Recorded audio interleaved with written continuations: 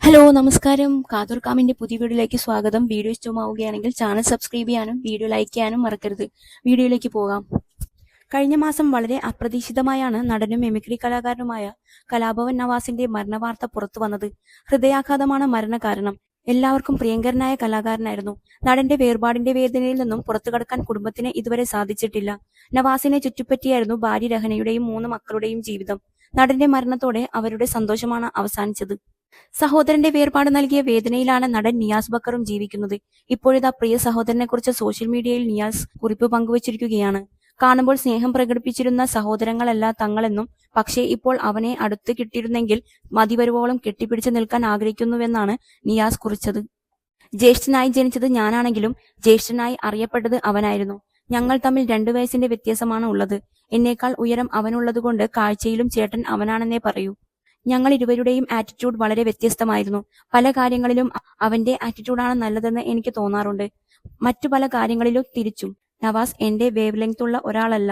വേദികളിൽ മത്സരബുദ്ധിയോടെയാണ് ഞങ്ങൾ നിൽക്കാറുള്ളതെങ്കിലും ജീവിതത്തിൽ ഞങ്ങൾക്കിടയിൽ മത്സരമില്ല. പരാജയങ്ങളിൽ സഹായിക്കാനുള്ള മനസ്സുണ്ടായിരുന്നെങ്കിലും പരസ്പരം പ്രയാസങ്ങൾ അറിയിക്കാതെ ജീവിക്കാനാണ് ഞങ്ങൾ ഇഷ്ടപ്പെട്ടിരുന്നത്. അക്കാര്യത്തിൽ നിസാമും അങ്ങനെയാണ്. നിസാം നവാസിനേക്കാൾ 8 വയസ്സിന് ഇളയതാണ്. ഇപ്പോൾ 24 ന്യൂസിൽ വിഷ്വൽ എഡിറ്ററായി വർക്ക് ചെയ്യുന്നു. ഒരു അനുജന്റെ ഫീൽ ഞങ്ങൾക്ക് രണ്ടാൾക്കും തരുന്നത് അവനാണ്.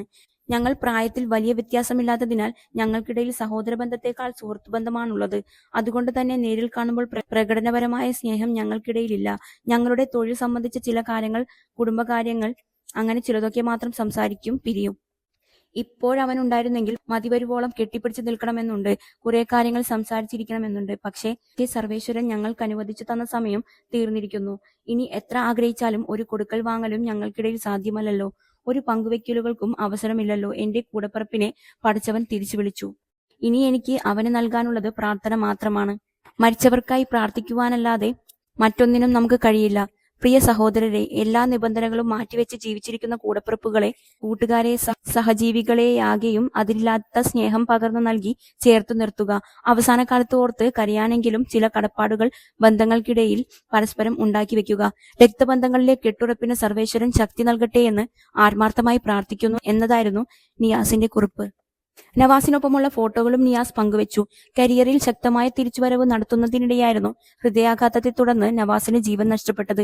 നവാസും ഭാര്യ രഹനയും അവസാനമായി ഒരുമിച്ച് അഭിനയിച്ച ഇഴയെന്ന സിനിമ അടുത്തിടെ യൂട്യൂബിൽ റിലീസായിരുന്നു. ഏറെ നാളുകൾക്ക് ശേഷം ഇരുവരും ഒരുമിച്ച് അഭിനയിച്ച സിനിമ കൂടിയായിരുന്നു അത്. നവാസുമായുള്ള വിവാഹശേഷമാണ് രഹന അഭിനയം വിട്ടത്. പ്രകമ്പനം സിനിമയുടെ ഷൂട്ടിങ്ങിനിടെയായിരുന്നു നവാസിന്റെ മരണം.